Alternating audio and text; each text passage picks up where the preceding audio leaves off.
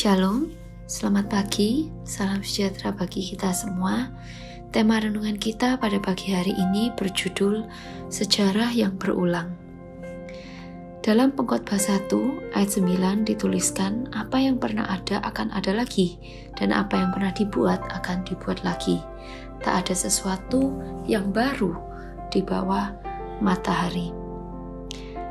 Dalam Alkitab dikenal dengan istilah tipologi, yaitu suatu metode atau pendekatan interpretasi dalam studi teologi yang melibatkan pencarian dan identifikasi simbol, gambar, atau peristiwa dalam teks yang mengandung makna lebih dalam atau memiliki kaitan dengan peristiwa atau sosok lain dalam sejarah atau kitab-kitab Alkitab. Dalam teologi Kristen, tipologi sering digunakan untuk mencari hubungan dan keterhubungan antara peristiwa dan tokoh-tokoh dalam Perjanjian Lama dengan Yesus Kristus dalam Perjanjian Baru. Mari kita membahas terlebih dahulu tipologi antara Yusuf dan Yesus, yang merupakan bagian dari sejarah dan firman Allah, yang merupakan tipologi untuk masa depan umat manusia.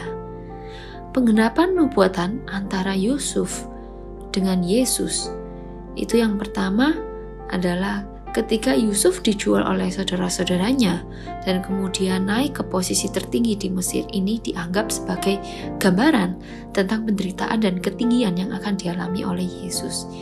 Yang kedua adalah tentang pelindung dan penyelamat. Yusuf menjadi pelindung dan penyelamat bagi saudara-saudaranya yang kelaparan. Demikian juga Yesus adalah pelindung dan penyelamat umat manusia, datang untuk memberikan hidup yang kekal melalui pengorbanannya di atas kayu salib. Yang ketiga, Yusuf memaafkan dan menerima saudara-saudaranya. Hal ini menggambarkan bagaimana Yesus datang untuk menebus dosa dan memberikan kesempatan kepada umat manusia untuk diterima kembali oleh Allah melalui iman dan pertobatan. Artinya, dengan mengetahui sejarah kita bisa mendapat gambaran apa yang akan terjadi di masa depan. Nah, nubuatan akhir zaman adalah sejarah yang berulang. Tuhan Yesus menubuatkan tentang akhir zaman sekitar 2000 tahun yang lalu. Dikatakan bahwa akan ada kelaparan. Dalam bagian firman Allah lainnya, Rasul Paulus juga memberikan nubuatan yang sama prinsipnya dengan Tuhan Yesus, Daniel, Yeskiel, dan Rasul Yohanes. Hanya saja dengan penekanan yang sedikit berbeda, atau mungkin yang lebih dikenal dengan masa antikristus. Nubuatan akhir zaman ini adalah sejarah yang berulang dari sebuah kisah, yaitu mimpi Firaun yang diartikan oleh Yusuf, yaitu mimpi di mana ia melihat 7 sapi gemuk dan 7 sapi kurus, serta 7 buah gandum berisi penuh dan 7 buah gandum kering. Yusuf mengartikan mimpi Firaun ini bahwa akan ada 7 tahun kelimpahan dan kemudian akan timbul 7 tahun kelaparan. Yusuf tidak pernah menyebutkan kapan terjadi bencana kelaparan di Mesir. Begitu juga tidak ada yang mengetahui kapan masa antikristus, tetapi hal yang sama akan terjadi berulang.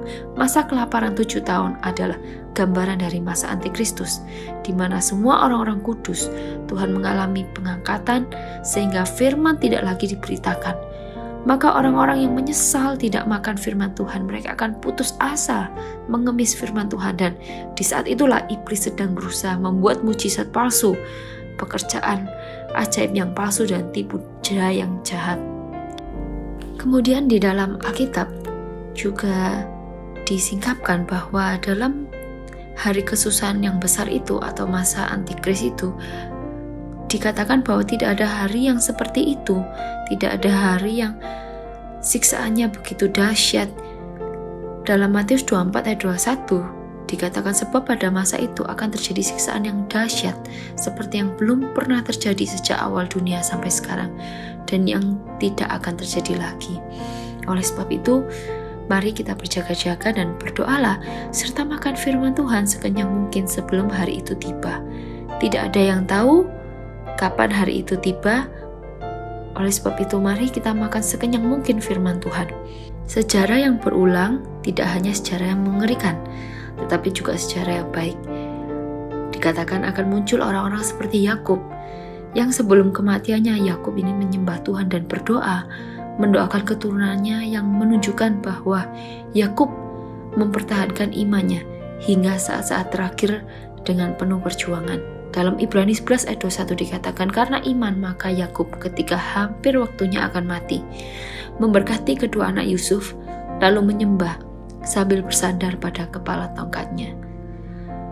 Yakub sangat sulit untuk bergerak ketika menyampaikan pesan terakhir kepada anaknya. Tubuhnya sangat lemah karena sudah tua, sehingga Yakub harus mengumpulkan segenap kekuatannya untuk duduk di tempat tidurnya. Adegan Yakub sujud di sebelah kepala tempat tidurnya menunjukkan bahwa meskipun tubuhnya menjadi tua dan sangat lemah, imannya tidak pernah menjadi lemah, malah lebih teguh, sehingga ia hanya bersandar pada Allah dan menyembah Allah. Iman Yakub diekspresikan dengan tindakan bersandar pada kepala tongkat. Tongkat mengandung 3 arti. Yang pertama, alat untuk mengembalakan domba atau untuk bersandar dalam perjalanan. Yang kedua, alat untuk berlindung dari kefasikan. Yang ketiga, alat untuk menuntun jalan di depan. Yesus Sang Firman adalah tongkat yang kepadanya kita harus bersandar sepanjang perjalanan hidup kita. Dia adalah tongkat perlindungan dan bimbingan. Hanya Yesuslah tongkat yang membantu kita menaklukkan dunia yang telah jatuh dalam dosa. Seperti laut yang bergelora tanpa ada damai satu hari pun, dan membimbing kita dengan aman sampai ke kerajaan surga. Jika ada satu benda yang dibutuhkan di sepanjang perjalanan hidup orang percaya, maka benda itu adalah tongkat saja. Orang percaya tidak boleh bersandar pada pengalaman diri, lingkungan sekeliling, kekuasaan, kekayaan.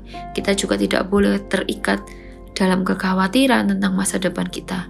Sewaktu kita menjalani kehidupan yang puas hanya dengan Yesus Kristus yang adalah firman Allah sebagai tongkat kita, kita juga akan mengakhiri dan menjalani hidup kita seindah yang telah dilakukan oleh Yakub. Tuhan akan melakukan segala kehendak-Nya. Maukah kita menjadi bagian dalam rencananya dan kehendak-Nya? Perjalanan hidup dengan firman Tuhan pasti happy ending. Jika belum happy, berarti belum ending. Tetapi kenyataannya, tidak semua orang mau berjalan dengan rencana dan firman-Nya. Bahkan orang bisa membenci melakukan yang benar, sama halnya dengan saudara-saudara Yusuf. Mari kita bersandar hanya kepada Tuhan, mengikuti rencananya, mengikuti kehendak-Nya. Dan mari kita yakini bahwa berjalan bersama Tuhan, kita akan selalu happy ending. Amin. Tuhan Yesus memberkati.